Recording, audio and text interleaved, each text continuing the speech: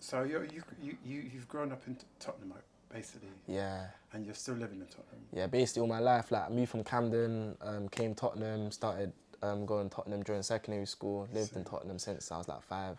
So you know the Tottenham life, yeah. Yeah.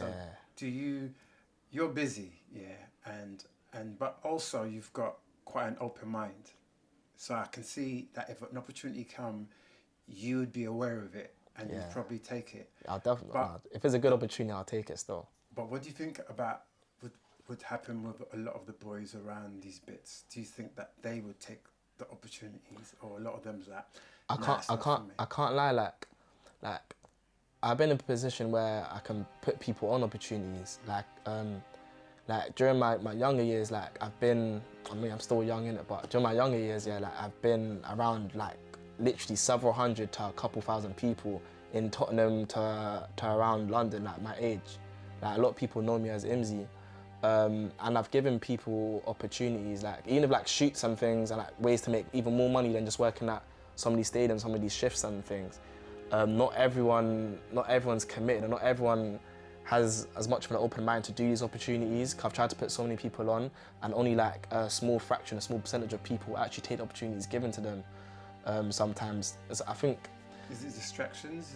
Or is it just not cool? What is it? I can't lie. Like obviously, there's going to be distractions. There's going to be like everyone goes through things in life too. Sometimes it could be a bit cool. I don't want to do these things because I'm camera shy. I don't want to do these things. I can't swim. Like let's go leisure centre. I can't swim.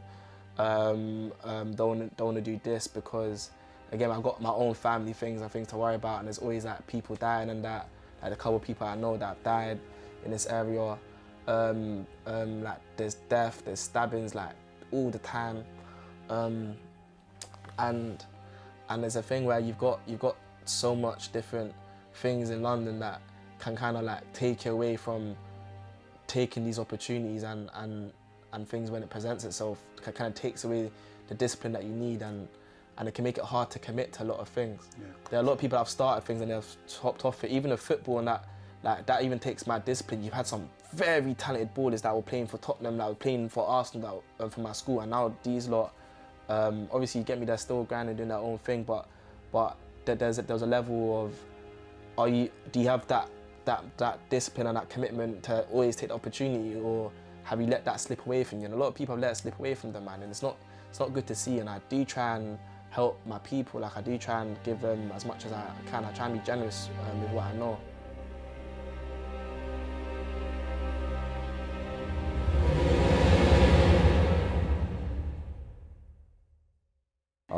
The last time I went swimming was 2 weeks ago, actually. But prior to that, I was sort of like going 3 to 4 times a week at 6:30 in the morning or like 8 in the morning.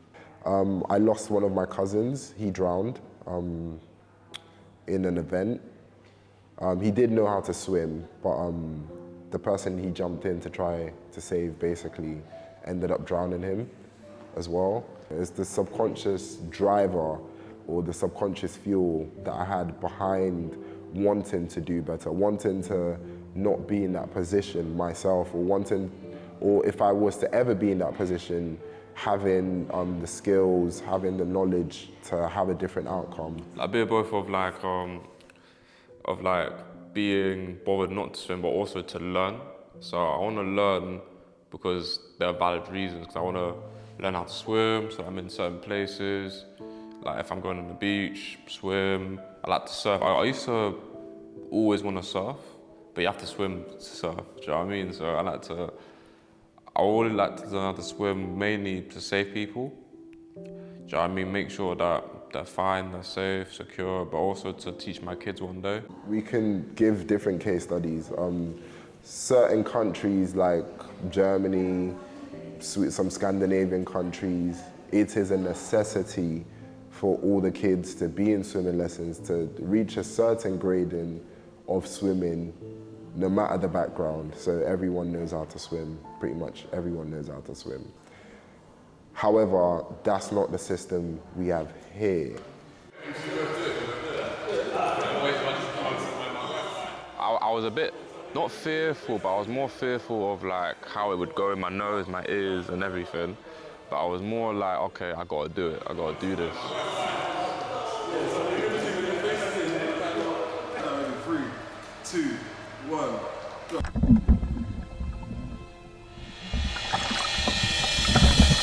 Yeah, man, we got to change that narrative. You know the saying, bro? Black people can't swim. That's what they say. Black people can't swim. I grew up my You whole hear it all your life. life. Back of my head, black people can't swim. What am I gonna swim for?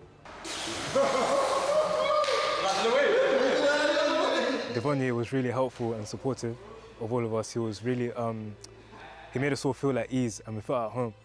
And especially that helps with the fact that he's a black swimming instructor as well. And he looks like us, maybe comes from similar background, similar area.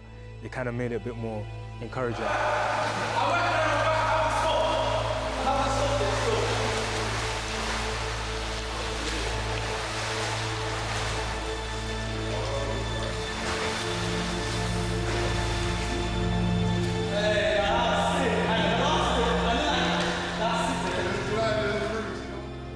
I think because it was his first time, I think there might have been a bit of nervous energy, some apprehension, but yeah, I think when he saw us, when he saw his friends all get into the water and doing it with ease, I think that kind of gave him the confidence and boost to like, you know what, let me try this and see. So when I saw everyone do it, I was like, you know what, let me push myself.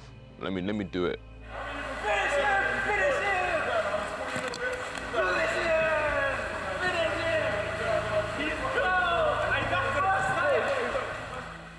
Devonye really helped me unlock something within myself.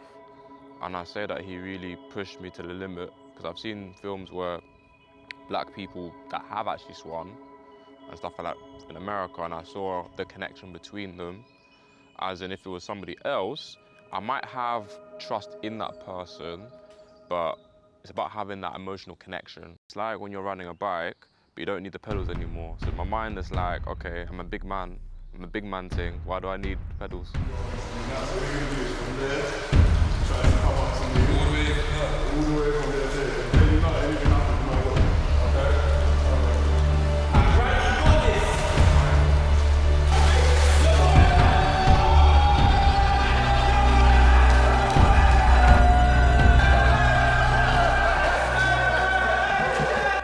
So Bradley was genuinely quite quick to get his confidence up. I thought maybe I'd have him paddling around the pool for a little bit. By the end of it, I didn't expect him to be going up and down as much as he did. But then speaking to him afterwards, he did say a lot of it was that I just made it so much comfortable for him, and it didn't feel like a swimming lesson. It just felt like we was two friends in the pool hanging out. I cut my foot. Yeah, I mashed up my foot, and so I couldn't obviously enter the pool. That's why I couldn't make it, unfortunately. Yeah, I heard someone like Brandon could swim. He tried his best, so I'm impressed. Oh, is that not true? That's true. Yeah, I heard he did a good job, so I'm happy to hear that. So, this brings me back to when I first got into the pool in 2018 for a film called Last Council. Very first time ever getting into the pool, and the feeling, the fear and everything. But it was so exhilarating. When I got out of it, and it's like I've achieved something. And that's what Bradley is going through right now. Magic. And you're nervous, but when you do it, that's when the fear leaves you. So I kind of felt like I conquered the fear that I had for my entire life.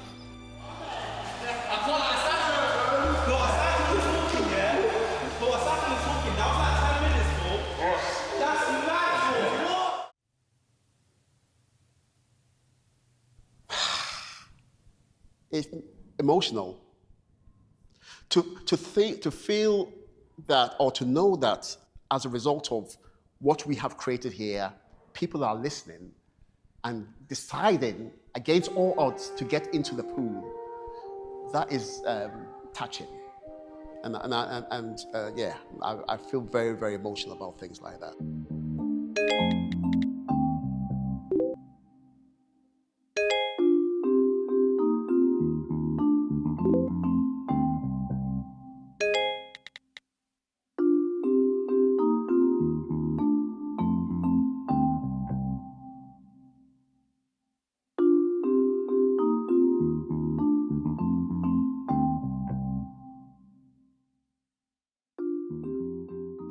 Yeah, so I definitely think that swimming is a skill that at one point in history was something that people of colour were, the majority of people of colour were really good at, especially, you know, looking at Caribbean countries or, for instance, countries in Africa that are near the coast.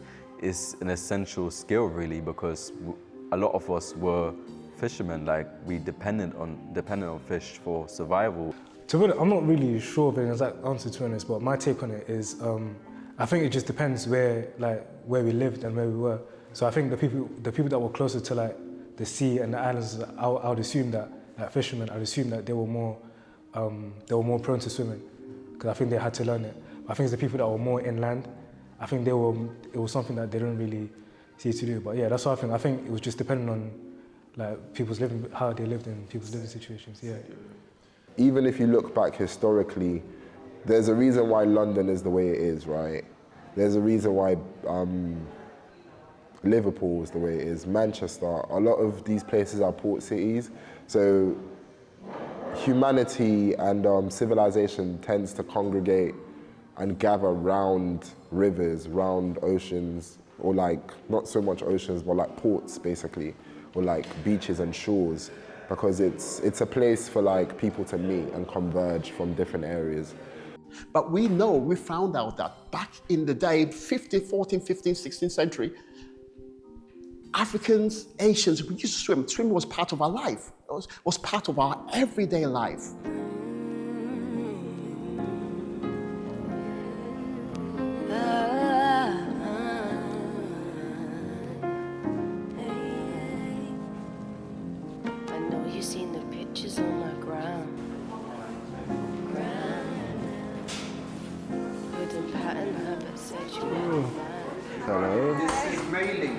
Nice to meet you, lady. Instead of saying, can't just tell me that you can. I know you see.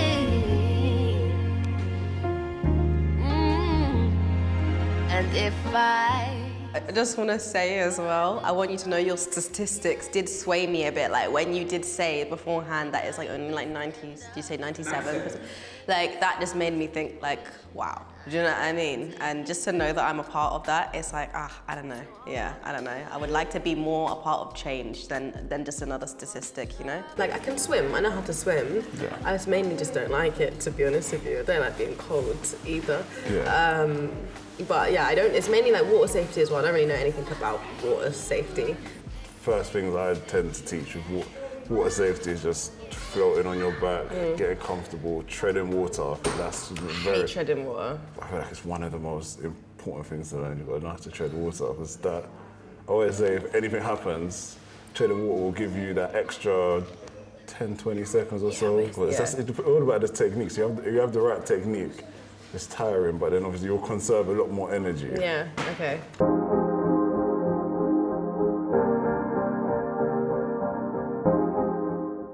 We have separated so much from our roots that natural things now seem weird. Like for example, growing up, I was very interested in the natural world. I would watch documentaries, and then being around other black kids my age, they would call me weird. Like you see so many black people that walk into nature, for example, and it's all linked, to be fair. They walk into nature and they're scared of butterflies. They're scared of insects, and I'm thinking, what the hell?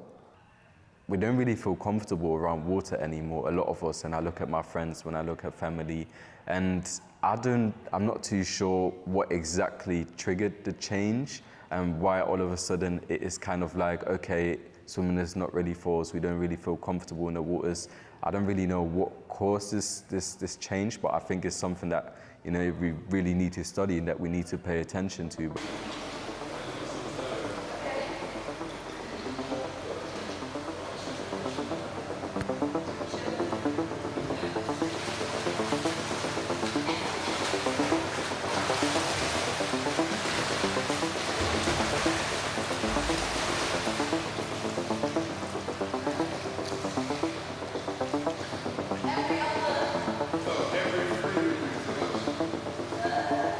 I was one, firstly, just watching him, trying to remember like what it is specifically like that he was doing. Because it was like a pattern to it, like a swim, swim, breathe, swim, swim, breathe. And I just remember thinking, boy, I don't know if I'm gonna be able to remember like all of that. As long as I remember to breathe in general, like hopefully I'll be good.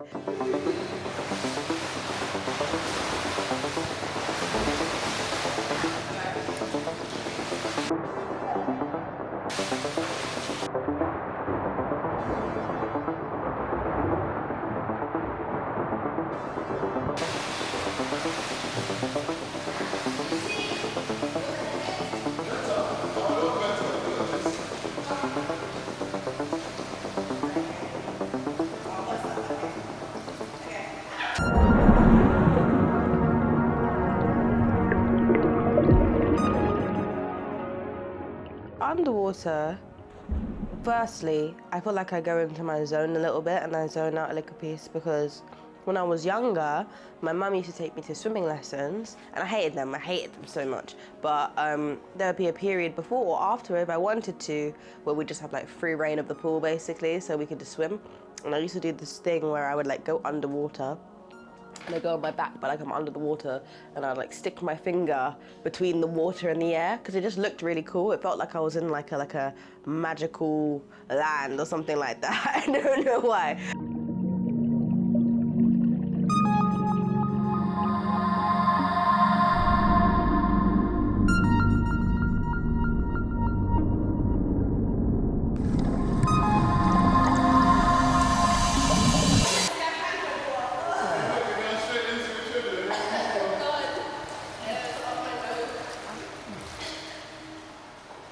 I'm thinking like if you take away people's skills that are essential for survival and you break them down and you take away all of the things that make them strong, you have a lot more control over them. So maybe swimming or even foraging is something that made us independent and made us not need certain things to rely on. And all of these things have been stripped away from us. So now we rely on a system for survival when essentially all of the skills that we need we already had, but we just lost them. So I would say it's more so like our roots and our culture has been sanitized to a way that, to a point that we're trying to fit in to an environment that doesn't suit us, for example, or we're not essentially designed for. And that's why you're seeing a lot of issues with stuff like this. And if you were really good swimmers back then, it's a shame to see because it shows that how certain institutions and systemic racism can affect a whole community. Hi. What did I say before? I said primary. So how was it? It was alright, you know, very tiring. It's very tiring, but like it was good. I feel like I'm a decent diver. Decent diver? Yeah. So did you learn something today? Yeah, I did actually, yeah. She's done really well. Like you can tell, start, it's a little bit nervous, but at the end, that confidence started to come out, and that's the main thing I think we're looking for, just seeing that confidence grow, that understanding of water confidence. Yeah, I feel like it's very important to me, and if I could change the outlook on swimming for the younger generation, especially for young black girls, that would mean absolutely everything to me. I can't lie, that would mean so much, yeah. I'd like just to see more of them swimming and more like active, and maybe some more young black like swimming like athletes, or you know, like so that would be amazing, I can't lie. You know what's funny though? I'm gonna say something to you. Yeah. I'm gonna say something to you. You know what's funny though? Yeah. Is like when we first met you, that wasn't the talk. No, I changed my mind. No. But no, I'm not even joking. That like, because you shocked me when you said you would do the swimming thing. Yeah. And you hear me screaming. Oh yeah. I mean, like you actually look like you enjoyed it. Once I'm in it, I feel like it's okay, but I feel like it's more getting into it. It's like, you know, like before you get attacked, right? And you're like hyping it up in your head. I feel like it's like that. And then you get it done and you're like, oh yeah, it hurts, whatever. Like, oh yeah, the water's cold. But like, it's really not that bad. Yeah. Hey, doesn't that sound ring a bell? Oh my gosh. Oh my gosh. Yep. They love it. And as I always said, once you make it excitable, people will swim.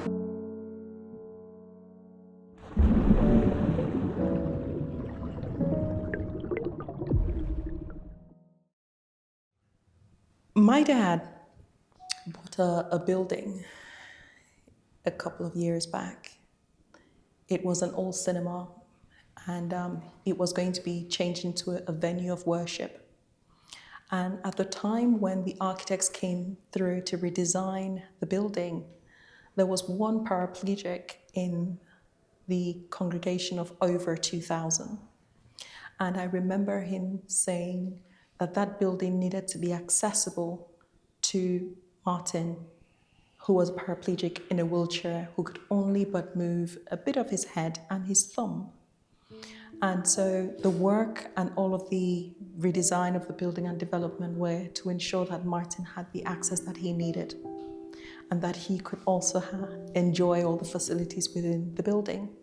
Now, little did my dad know that he was building it for himself, because about 15 years after that, and in that time Martin had passed on, my dad was diagnosed with a terminal illness, a motor neuron disease, and he ended up in a wheelchair.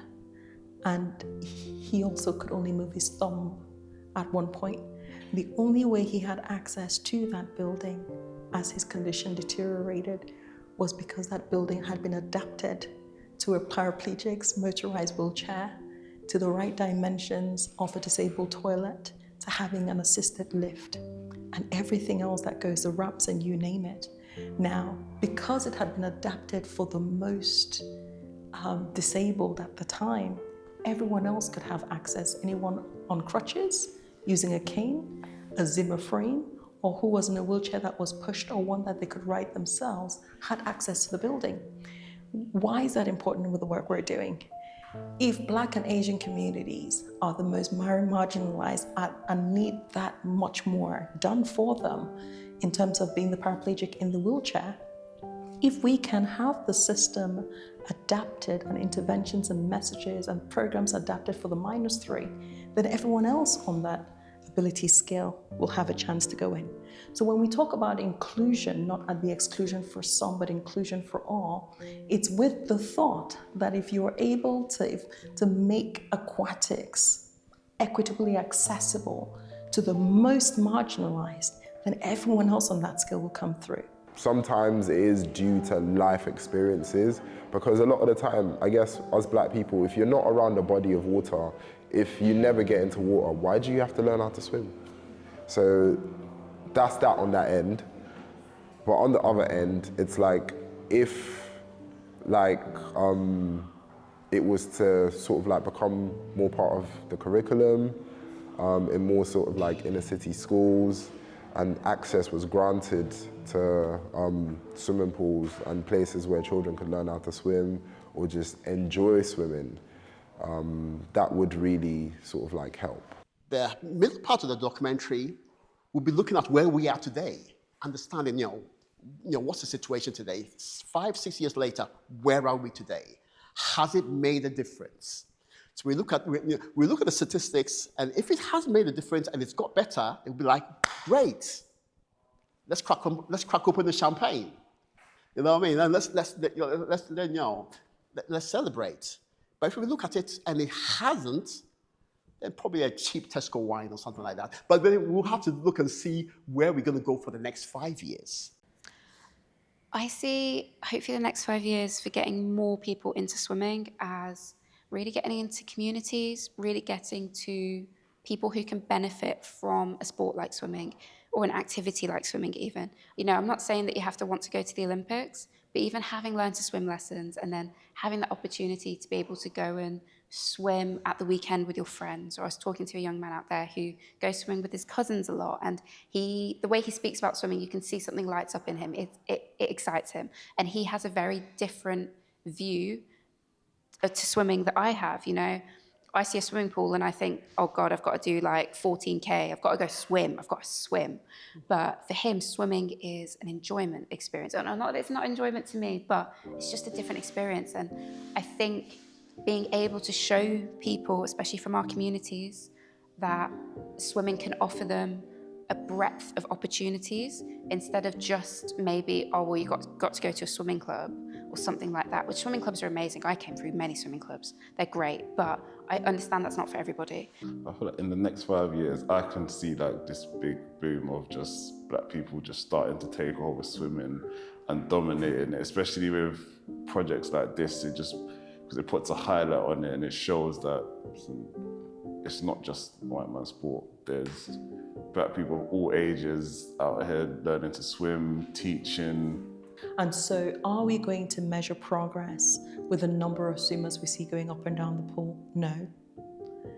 How are we going to measure progress when we start seeing us embracing it as the water being, reconnecting with the water as part of our life? And also, the next 5 years, looking at pushing down those drowning figures through access, equitable access to water safety and drowning prevention. I would love to see, obviously, more swimming centres open and maybe hopefully get a more affordable price in majority of communities in London, especially in like the more ethnic minority populated communities, because like you said, a lot of us don't swim. I want to see more programs engaging young people into swimming. And I say young people, as I mentioned earlier, because I want them to grow with swimming adjacent to them. I definitely see more people being interested in swimming, more people learning how to swim, because that's the thing, it just takes one person to do it and everybody starts doing it. Like, I can give myself as an example. Apart from my father, who comes from that rural community, in my family, no one else knows how to swim. I'm the only one. I'm the only one apart from my dad. My dad's like pretty much old now. My mom doesn't know how to swim. My sisters don't know how to swim. My brother doesn't know how to swim. But yeah, I had to sort of like, I guess, break the mold. And then my cousins see me doing that, and now they're like, oh, we want to learn how to swim. The next 5 years, I think a lot of it is down to the government, as well as also people like us and people that have some of this knowledge. It's down on us to try and spread this as much as possible within our communities, try and get that message as widespread as possible. You need to swim. You need to swim. You need your kids to know how to swim. Let's make it something that's more fun and accessible for everyone.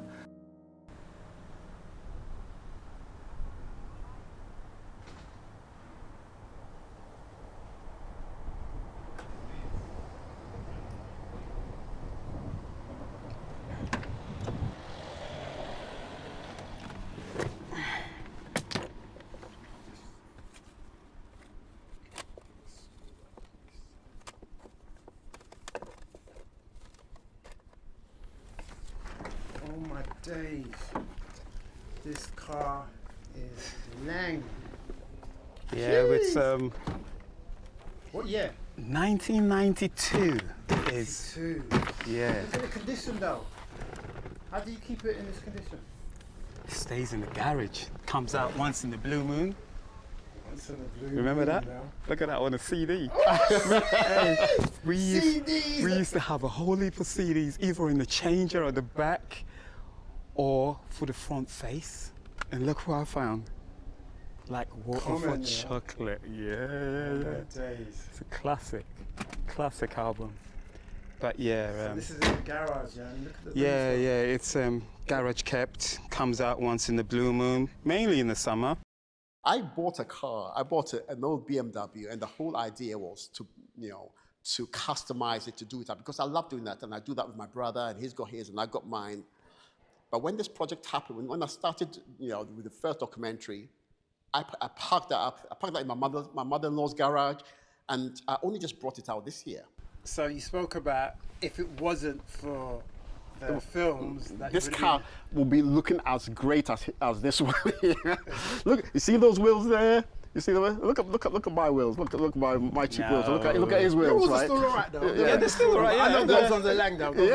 Yeah. So basically, So what I was thinking is that I need to stop making these film documentaries and spend some more money on the car. Well, let's talk about the documentaries. Yes. Yeah. And so I mean, like, we've now come to the end. This is the final day. Let's be real. Let's be real. It's the final day. And the sun came out for it. And the sun came out for it. And we've been blessed to see your two vehicles over here. Yeah. And everything. But I mean, like, How was it for you? My children's today and my children's tomorrow is very aquatic, but that's only because of the huge change that's happened in me in the last 4 years. So I would say from an awareness and education perspective, the parents, the matriarchs, and literally the caregivers need to be educated because they need to be taken on that journey as well to be able to empower the youth when they catch fire to run as far as they go. I'm definitely gonna make my kids learn how to swim. Definitely, I feel like it's a very good life skill because you never know what could happen. And I feel like I'm gonna end up learning how to swim if I have kids because just in case, you never know what could go wrong. So I need to learn how to swim so I can save my babies because, yeah. I can't lie, I agree with what she's saying. I hear what she's saying because it's like, if you guys do go on holiday, I can't swim. My kid's drowning. I'm not thinking to call someone to go, I'm going straight for my child. Definitely. Yeah. So you need to learn. Yeah. Yeah. And I think in the future when I hopefully do have kids is I'd like to teach them myself and hopefully my partner would like to do the same. But hopefully it's a bit of both. It's not just parents on their own doing it. Like schools should be behind supporting children as well, just like how I experienced swimming as a child. This is literally something that I would love to teach my kids, rather than getting a swimming instructor. but yeah, I'd definitely like to teach my kids if I learn how to do it myself. Yeah. I'll teach them 100%. I'll teach them from a very young age so that it sticks with them for life. But yeah, I'll teach them. I really think that we have to take accountability in some form of putting ourselves out there. Do you know what I'm saying? I feel like we shouldn't always rely on external resources to help us out, but it's important for us to first try for ourselves first, and then after look for that. But then also my opinion hasn't really changed that much because the Olympics just passed, and how many black swimmers did I see? I actually really do want to swim. I don't want to be held back by the fear of not being able to do something, and swimming is so important. So I don't feel like there's anything holding me back aside from time and feeling like a bit of safety and comfortability about who I'm doing it around. So yeah, I think if I just found an environment that's a bit more comfortable for me, I could immediately start and do it because like I said, I don't want to be held back by anything. And yeah, I think swimming is very important, so might as well like give it a chance, especially at my age. Like, I should know how to do it by now, but because I don't, it's like, yeah, let me just go ahead and conquer that fear. I was never really against swimming, but it's just something I know how to do, but I've never really thought, okay, maybe I should be doing this every week or doing it all the time. But after the documentary, that's kind of, because I thought to myself again, sometimes you forget how fun things are when you don't do it for a long time. So when I was doing it, I thought to myself, you know what, maybe it would be fun if I did this more regularly. The other day, I messaged my friend Nudge, and I was like, hey, like, let's link up, but I want to do something outside, or I want to do something different this time. Like, I don't want to just chill inside, you know? Like, I want to do something. And swimming, for the first time in how many years, was an option for, like, what we could do. It was like, we could go to the art gallery, we could go to the park, we could go swimming. Like, I just threw it in there, you know what I mean? So I feel like it's opened up my, like, what I'm open to doing now, like what I'm willing to do. Like, it's another option. Believe in yourself. Don't let other people give you your limitations, because you will get that a lot where they're like, okay, this is where you are, this is where you stay. I mean, yeah, don't be afraid to ruffle feathers and break walls down, because there's a lot that can be done, and if you have that confidence in yourself, you can take it to the next level, and then as a result, help the people coming up after you take it to that next level above. I feel like my mind's definitely more open to swimming, and also I'm more of a person where I want to encourage more people, especially people that are my age and younger, to swim. You know, it was a bit of a rocky ride from the beginning, and then at some point it was like, should I continue this one? Should I not do it? And such. But I am so happy and that we actually continued with the documentary and we've completed it. And one of the main reasons why I'm so happy is that just by speaking to some of the cast, or the people, it's not even cast, but I just say the people in the documentary, it's like, this is needed. This is so much needed. I've spoken to so many people within the aquatic sector, and when I talk about the youth and being very important to have the youth, as they are the ones who are going to change the narrative, the conversation usually goes, oh, but yes, we do concentrate on the youth. There's, the swimming in schools and swimming here and other kind. And I said, no, you're not seeing the bigger picture. You have to understand the youth. By speaking to the youth in a school swimming environment, you don't understand, it's basically you're dictating to them what to do, water safety and all that kind of thing. But this documentary is basically going to show, they have let us into their space, and you know that the youth don't let anyone into their space unless, of course, they really trust you. They have to really trust, and they see past everything. So, they have to really trust you, and they've let us into their space to show us how they live and to see how aquatics can be, shall I say, infused into the way they live and into the culture, the youth culture. So I'm very, very, very happy we've done this documentary. It takes everything for Ed to go out and do yet another documentary. Now, he says this is the last, I don't know. But I've had conversations with him and I have challenged him in the same way I've challenged myself. The work that has begun out here in the UK, but the greatest need is not here in the UK. According to the water saving authorities, drowning rates in 2022 in the UK were 226 accidental drownings. Now, in total, we'll say about 400 or so. That's including intentional drownings. But again, according to the WHO, I say underestimated 236,000 drownings every year. 90% of these drownings sit with low-income countries and middle-income countries. Now let's call their names out, Africa and Asia. Personally, my ambition is to lift the drowning burden on Africa and Asia. That's my ambition. In my lifetime, would I see it happen? I want to hope so. And my challenge to Ed is, yes, we have the Blacks Can't Swim series here in the UK, but how do we make it relevant where there is the greatest need?